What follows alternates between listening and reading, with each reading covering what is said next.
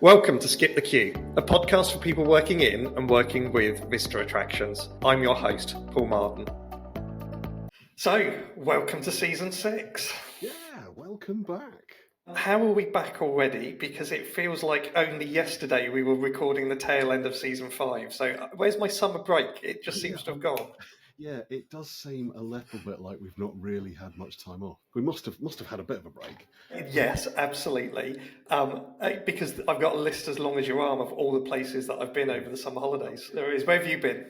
Like you, lots of places, lots of castles, a few stately homes, and one or two more unusual places. But I think if I had to pick one, I went to Highclere.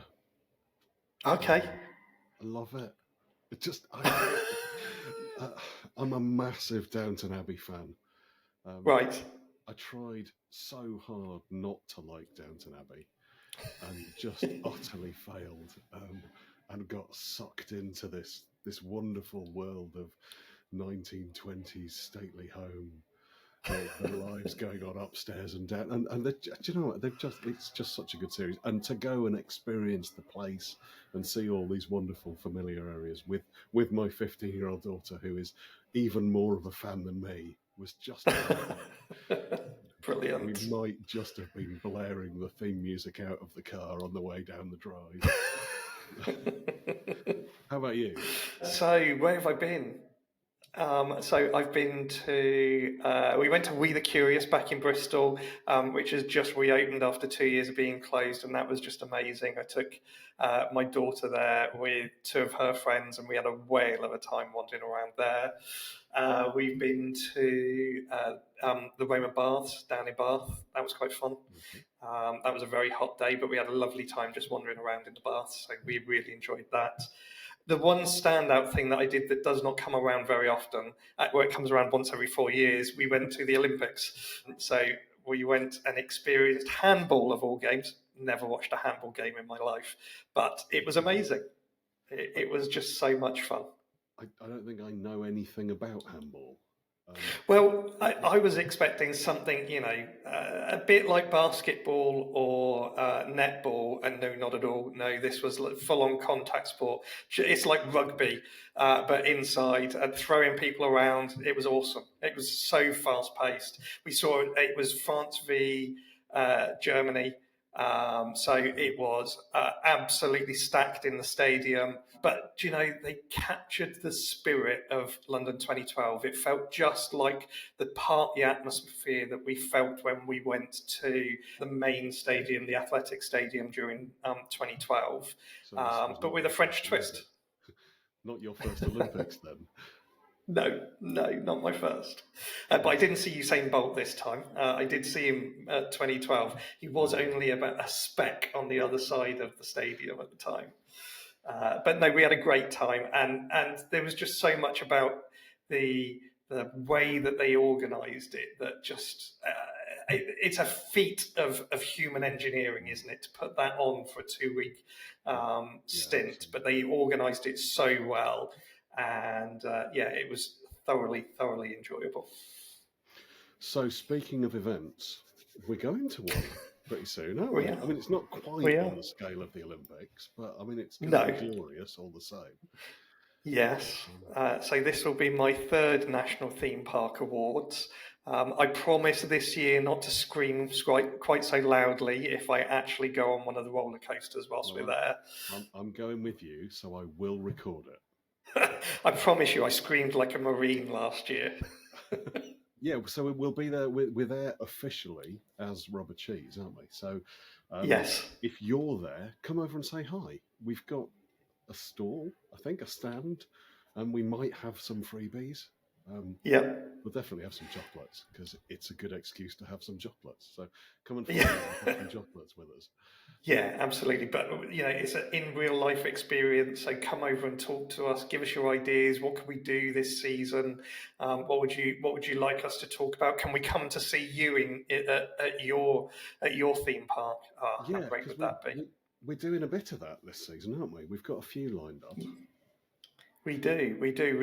It was something that you said at the end of season 5 that you wanted to do differently. That we work in this attraction sector, which is all about going and doing experiences, and we spend the whole of the podcast sat in a square room Yeah. with nothing much going on and without actually meeting people in real life. And wouldn't it be wonderful if we could actually record in real life with people?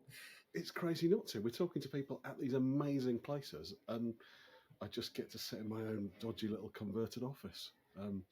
But not this time. No. So you met a chap a little while ago at a conference, didn't you?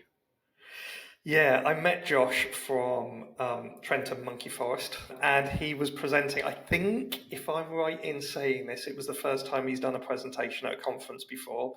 But I was blown away by him and his presentation. And he's a one-man marketing machine for Trentham. From his own slide, he tells this story about being the CMO and the social media executive and the website editor and all of these different hats that you have to wear when you're running marketing in a small business. That's Josh, and I just loved it. And I was really impressed with the way he was talking about the outcomes of what he had achieved as a result of the work that he was doing. It wasn't just about the activities that he was doing, it was what difference that made to the organization as a result of him doing it, which I found really impressive. So I really wanted him on the podcast, and I was trying to make that happen for the end of season 5, and I jumped on a call with him, and his first idea was, why don't you come and record it in the Monkey Forest? So here we are at the start of season 6, and you've had a chance to go up there, haven't you? Yeah. It is a little ironic that my second favourite podcast, because obviously this is my favourite, my second favourite podcast is The Infinite Monkey Cage. So to get to go and record in what is essentially a cage with monkeys in it seemed like a way too good an opportunity to pass up on. It was an amazing day. I'll try not to text because we've got the whole interview to come. Absolutely, but I'm assuming that everything went slickly and it was a well-oiled machine and it's got the same production values as we would normally expect. No, not at all. I mean, I realised that there was potentially an issue when I got there and I found the place really easily. It was great. It was nicely signposted. I found the right place. The people in the car parks were hugely helpful. They sent me there. I parked up. A lovely lady took me to Josh. We got all the gear. We walked quite a long way into a forest full of monkeys. And then I realised I didn't have a camera with me. And of course, it's not an easy thing to go, because we couldn't just leave all the gear with the monkeys and both walk back. But because I wasn't wearing official Trentham Monkey Forest clothing, they didn't want people to see me walking around in the woods off the path. So it became so we figured it out, got the camera, got back, started setting everything up. And of course, because we're not sitting at desks, I've got a lovely microphone that I wanted to put out in front of us, but you can't string a cable across a large open area where there are monkeys. Health and safety issues with monkeys. Well, absolutely. The fact is, I mean, we could have done it, but the monkeys would have probably just taken the microphone away. So there is, if I'm being honest, a little bit of wind noise because the microphone's slightly further from us than I hoped it would be. I've got Josh mic'd up, so it's only me that you struggle to hear. But that being said, I mean, what an amazing experience. If you haven't been to Trentham Monkey Forest, go. I know we've talked about this a little before, but there's this kind of period 120 years ago when all of the great historic homes, these amazing estates, suddenly started having to find other ways of making money. And you can look around, and some of them have survived, and some of them haven't. Some of them have just gone completely. Some were turned into flats, and one was turned into a monkey forest, which just feels a little bit random. But yeah, I mean, Josh is a really smart guy, very switched on, very, very articulate, and very knowledgeable, and he's got his own monkey army.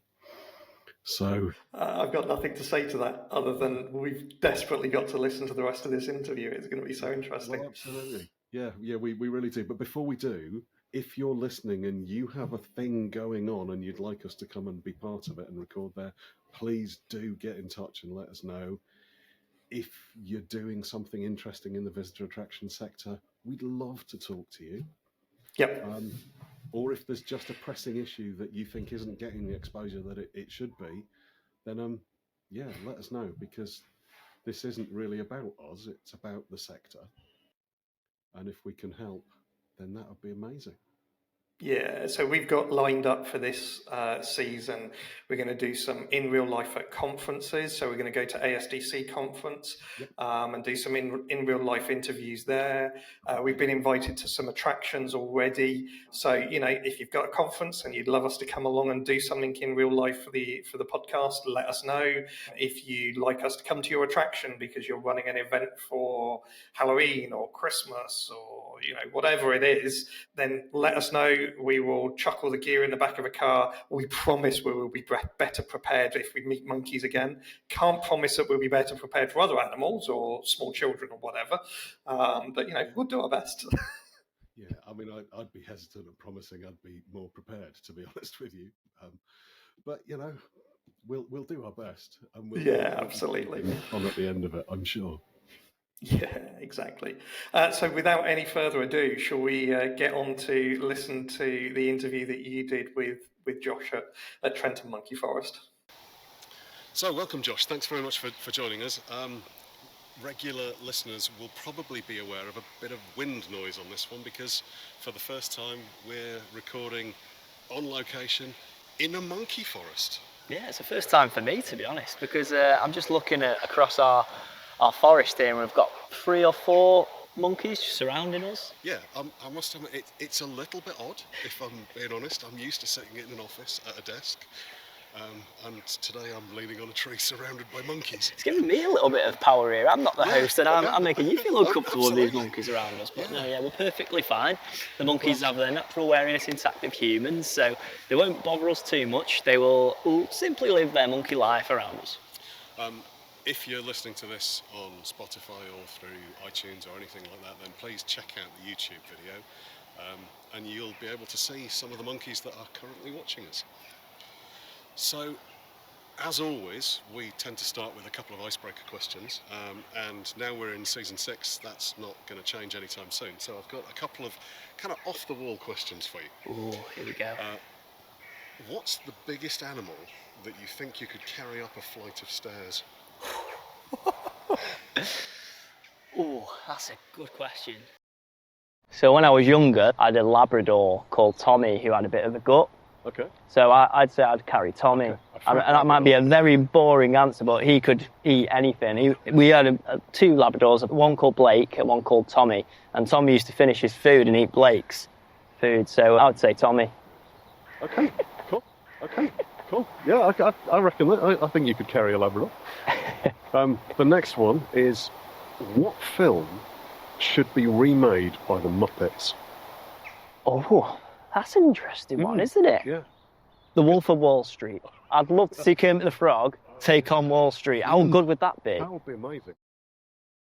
Yeah, that would be perfect, because Margot Robbie's blonde, Miss Piggy was blonde, not to say that Margot Robbie looks at all like Miss Piggy, but that'd work. I doubt she's a listener, if I'm honest. So one of the things I really want to talk to you about, is, other than this venue, which is quite unique, at least in the UK, is the challenges of being a one-man marketing team. But let's start off, just tell me a little bit about the Monkey Forest and how it became a thing. Yes, certainly. So Trentham Monkey Forest is one of 4 parks protecting Barbary macaques. That is a highly endangered species of primate. So there's less than 8,000 in the wild. So we have 2 parks in France, one in Germany and one here in Staffordshire, Stoke-on-Trent, Trentham Monkey Forest. And it started all the way back in 1969 in Kintzheim in the Alsace region. Listeners might remember Beauty and the Beast. That's where the town was famously sort of depicted. That's a film that should be made by the Muppets. Oh yeah, there we go. Yeah, back to the Muppets. But in terms of our journey, if you will, it was 2 French chaps, one called Jacques Trenau and one called Gilbert de Turckheim, that basically sought this mission to protect this incredible species, monkey, called Barbary macaques. So they wanted to create this fantastic concept where around 100 monkeys, 100 to 150, could simply be themselves in a forest, completely no interference from humans, in a way where it would be able to preserve the natural behaviours in order to facilitate possible reintroduction. Okay. So it was an incredible forward-thinking concept, and if you fast forward 40 years, they had to open 2 parks, another one in France in Rocamadour, and then another one in Germany in the sort of Lake Constance area. Yeah. Basically because they sort of made the mistakes before us, basically. So they realised that once you have a lot of monkeys in a forest living how they would, they'd mate, and You'd end up with more monkeys. You'd end up with more monkeys, Yeah. so they had to open more parks. But it became this incredible conservation project for this one species, which makes us incredibly different, because their passion was engaging people with this primate in particular by letting visitors to the area marvel at the incredible behaviours right in front of them from 2 metres away, but also the monkeys having this, this separation between human and primate, so their natural behaviours weren't deteriorated. So it was an incredible concept that, here we are, 2005, we'll say, we opened in Trentham Stoke, and here we are 2024, 19 years later, thriving, surviving, and I'm doing the marketing for it, which is incredible. Absolutely. So, how do you end up as the marketing and PR manager of a monkey forest? So what you do is, the year was, 2021, and I was looking for a role in marketing, and I was scrolling through LinkedIn, and indeed, as you do when you're searching for a job, and I saw an advertisement for a marketing and PR officer at Trentham Monkey Forest. And it brought me back to when I was 7 years old, my auntie and my mum coming to visit Monkey Forest for the first time, and being absolutely amazed at the fact that there was a primate right in front of me acting as if I wasn't there and it was just being a monkey. I thought it was magnificent, and that visit always stuck with me. And for me, as a visitor attraction, I always talk about, now I'm marketing at a visitor attraction, is the sparkle, what excites your visitors to come to you. And that is it, that moment of thinking, wow, that's incredible, there's a monkey right there acting exactly how it would in the wild. That's always stuck with me, and that inspired me to apply for that role, because I wanted to share that sort of memory maker with thousands of people to visit the park and have that same experience. And thankfully, we're doing that quite well. We're hitting all the right noises on TikTok. Absolutely, you're doing a great job. Does it ever get normal? Because I have to say, it's really weird to be stood there in a perfectly normal British bit of woodland, and there are monkeys. Well, if you look to your left, you'll see a statue of a man in the distance.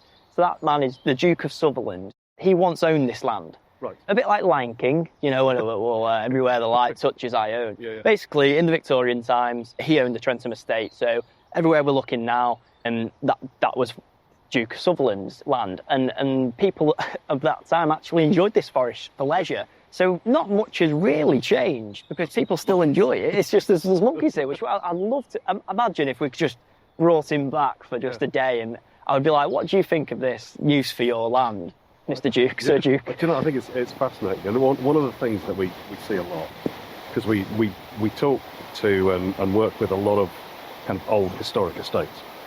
And the kind of, I guess maybe 100 years ago or so, there was a real issue where they had to suddenly start doing something to survive. They couldn't just have the land and keep it. They had to actually make some use of it or lose it.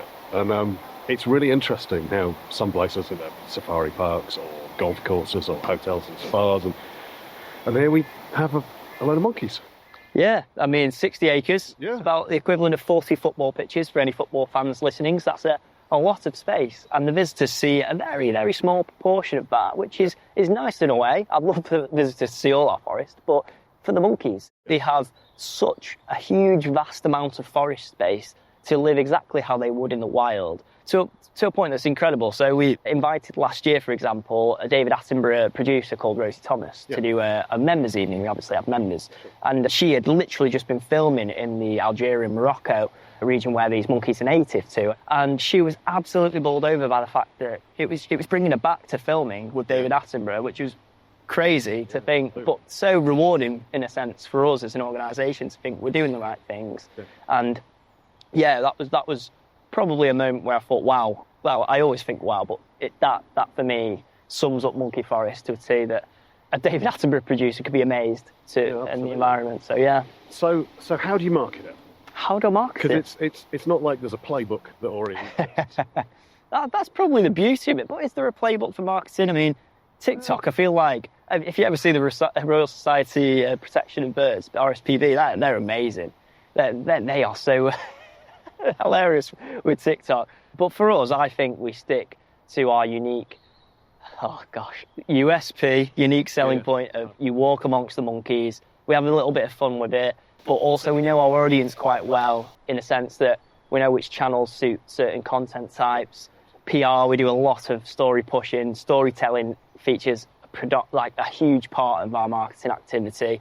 We tend to go viral quite often with user-generated content, so we try and push that to make sure that visitors want to take a TikTok here, get excited about that, because it could go viral, it could blow up. Anyone can make content nowadays, so we tap into that. But yeah, I think the key of everything is knowing your audience, knowing what we are and what we do best, which is the walking amongst the monkeys and the conservation behind it. And also being organic, I think, and being authentic. I think some brands tend to forget that their audiences are human and they don't want to be sold to. They want to see organic content, digest it, consume it. Otherwise, they're going to swipe up or they're going to swipe across.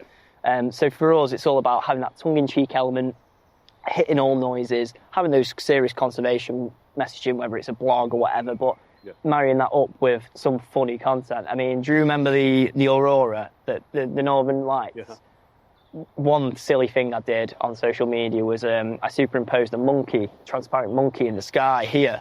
And we said, the aurora looked a bit different in Stoke-on-Trent. And that got a bit of traction. But yeah, things like that, showing a bit of personality. I mean, Ryanair do it. A lot of brands are starting to do it now. Curries, I find them hilarious when they chuck a chicken into a air fryer, like from a viral meme video. I don't know if you've seen ours, but that's hilarious. I'll check them out. Yeah, that's brilliant. I mean, there are some companies that are really, really smashing social media. I'm a huge fan of Greg's social media, and there's one of the big London department stores that does a world-famous Christmas display in their windows every year, and there's a Greg's opposite them on the other side of the road, and they reversed their sign so that every time somebody took a picture of the Christmas display, it said Greg's. Oh, brilliant. What a fantastic thing. You're making me hungry for a cheese and onion pasty, because I love a Greg's. I must admit, I might pop in and get a steak slice on the way home. There is a drive-through one in Stoke on Trent Vale. I might check that out. For me, I think TikTok in particular, I think every marketer's worked out that each post you do on TikTok, your following is the lowest percentage of who will see that. So it's always a new audience for every post that you do on TikTok. So for us, coming in 3 years ago, we didn't have a TikTok, which I found incredible. We should have TikTok was my answer in my job interview, and that's probably what landed me the job. Because 3 years on, we've got 12.7 thousand followers, which is quite a good growth. I'm always my biggest critic, so I'd want more, but I think every marketer or PR would say that.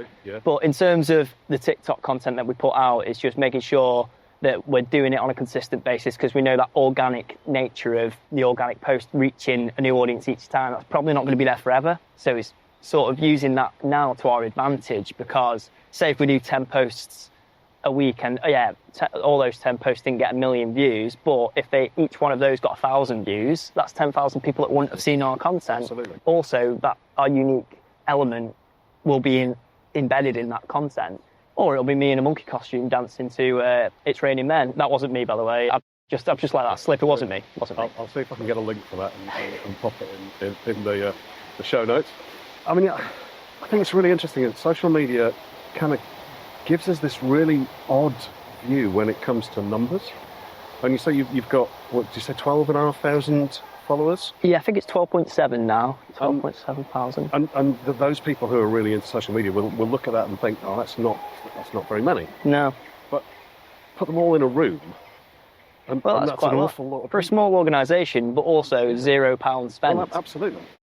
If you got 12,500 people through the gates that wouldn't come through the gates otherwise, then that's a massive step up, right? Yeah, well, absolutely. I think for us, we have a quite high awareness campaign, yearly campaign. We just want to drive awareness to us, because I live and die by you put this in front of eyes, feet are going to certainly follow because of how incredible it is. So that's what moulds our strategy. But that's obviously one small element is social media. I mean, we did a PR stunt in 2022 that went globally viral that reached 900 million people. So we're talking about 12.7 thousand not being the biggest, but that's huge. Big numbers. Yeah, James Corden was talking about little old Trentham Monkey Forest a few years ago because you'll love this. We hired a Marvin Gaye impersonator to serenade our monkeys, saying, "Let's get it on." I saw Yeah, that. and that was a Valentine's Day thing. It was a Valentine's Day PR stunt. Yeah, and it went absolutely viral. I dine out on it every week now at dinner because I don't think I'm ever going to live that down. But so, I mean, did it work? Do you have baby monkeys now? We had 12 that year, I believe. I think 12. So from a conservation point of view, getting Marvin Gaye involved was a good move. Well, that's it. Yeah. We aim between 6 and 10 babies, so if we have 12 that year, then it's worked. I'm impressed. Yeah. So what are some of the challenges? Because obviously it's just you that does all of this, and I've worked in-house as a marketer, and you've got to do everything, which inevitably means that you've just got to decide which bits you're going to do and which bits you're not. Mm. How's that work in the visitor attraction industry? For me, I hate the saying jack of all trades. Yeah. I prefer Swiss Army knife. Okay. Because each part of the Swiss Army knife is very, very useful. And that's each part of the communication strategy for me. Every bit of it is vital for the success of your marketing and PR strategy. And one of the challenges is obviously managing time, not to be boring, but it is. For example, this morning I've had a BBC Radio Stoke interview, come straight to speak to you. Showing off. But yeah, it's a case of making sure that you don't bite off more than you can chew, not having a scattergun approach, having quite a strategic, straight line, knowing what you wanted to achieve. Yep. We're not trying to do massive campaigns because we feel like we can achieve the same result without spending all that money and all that production, if that makes sense. Yes. So yeah, that feeds into our strategy really. It's not biting off more than we can chew, but also being as impactful as we can with the resource given. So I take all the photography that many people probably don't know. At Monkey Forest, we don't outsource photography, I take it. So I feel like, yes, it can be taxing having just one person to do all these roles, but then it ensures consistency because, yeah, if it's wrong, it's the wrong consistency, but I like to think I'm doing quite well here. So in terms of like what we're doing and what we're putting out, it's all consistent. We're brand cohesive because we haven't got a lot of chefs in the room giving off opinions, which can be good, can be useful, but still, I think that's why we get stuff done quite quickly. Say if I want a bit of content, I take my camera in and get the content whatever it needs to be. But I do say, oh yeah, it's a marketing team of one, but I have a great support network around me. For example, the director, Mark, best boss you'll ever work for. He is such a good guy, and he trusts me to execute the PR and marketing strategy well. And then we've got Lisa, the park manager, who helps me a lot as well with radio interviews. They're all superb in front of a camera. Not a lot of people would say that, but media training-wise, everyone is fantastic here in front of media, which is great. So everyone's willing to muck in. The Marvin Gaye PR event, for example, that was a roaring success because the guides were on board. They knew what, even though it sounded ridiculous, and all of our guides are science-based, of course, being Barbary macaque experts, and they thought, what on earth is Josh playing at here? They saw the impact of raising the profile of the endangered species, and they were really with me on that. But that was because we did a team brief. We explained the strategy behind it, what we wanted to achieve. The reason I would actually said the reason why I like to do this high awareness campaign is because I went to the pub with my mates to celebrate getting this job. Yeah. And I'm from a little town called Northwich in Cheshire, which is probably on the sort of cross-county border of Staffordshire. Yeah. And I said, oh, I've got a job at Trentham Monkey Forest. And they went, oh, isn't that owned by Trentham Gardens? No, that's not the case. So we didn't have that profile in place. That was only the people that knew about us, by the way. So half the table didn't even know what Trentham Monkey Forest was, which I found baffling 20 minutes up the road. Absolutely. So, yeah. So, I mean, you get quite a lot of user-generated content. Your social media, obviously, full of monkeys, but most people's isn't. So when they come, it's quite a special breed to put that out. But you mentioned earlier when we were chatting about the fact that your most recent success has been TripAdvisor. Yeah, it's quite the timing, to be fair. So we've gone viral again this week. because someone did a review on TripAdvisor, and this sums up our marketing strategy to a T, because obviously we try and be as light-hearted as possible and resonate with our audiences. So someone did a review about Monkey Forest, and they were upset that we had monkeys. So yeah, primarily it was monkeys. So I respond to every review because I find the feedback so useful. Because we have the luxury that a lot of businesses who are listening, or people from organisations, are going to be jealous of this. We're closed over winter. So November to February, we have a strategic analysis of the business. For me as well, marketing activity, I do all my strategy over winter, implement it spring and summer. So anyway, we love our feedback. We love receiving the feedback. And this week, it's the first time in nearly 4 years where I've been stumped for words. I didn't know what to say to this person because we have got monkeys. So our response went viral. We said something along the lines of, yes, we're a monkey forest, so primarily there are monkeys. Sorry, don't know how to answer this. It just leaves me wondering how they found you. Yeah. Because if your our SEO must be it's full of pictures of monkeys, and the website is covered in pictures of monkeys, and it's called Monkey Forest. Can't please everyone, right? Were they expecting to have gone to the garden centre, perhaps?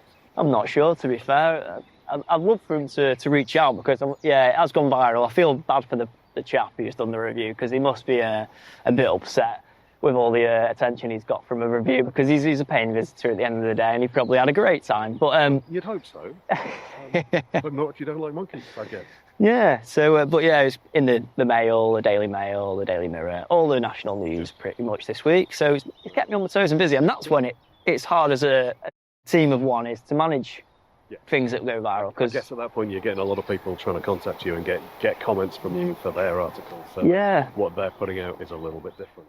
Well, no, to be fair, everything's been consistent so far, but it is a lot of marketing and PR is controlling narratives and making sure that the content or whatever's being put out is in line with what you're trying to achieve. And obviously PR has that challenge, and I like to think that PR is sort of my bag. So I love to do PR. It's something that I've always been interested in. I did a journalism degree at university, so I love the PR element of the job and storytelling. So from that, I'm sure fellow PRs that are listening will understand when something goes viral, it's a little dreaded demon in the back of your mind where you're like, oh God, it's gone viral. It's probably good, but... Probably good, but I've got a lot of answers to come up with. But yeah, it's great for the business, and we're a lovely bunch here. So if anyone does something great, people do tell you, and it's really nice, and it's such a wonderful place to work.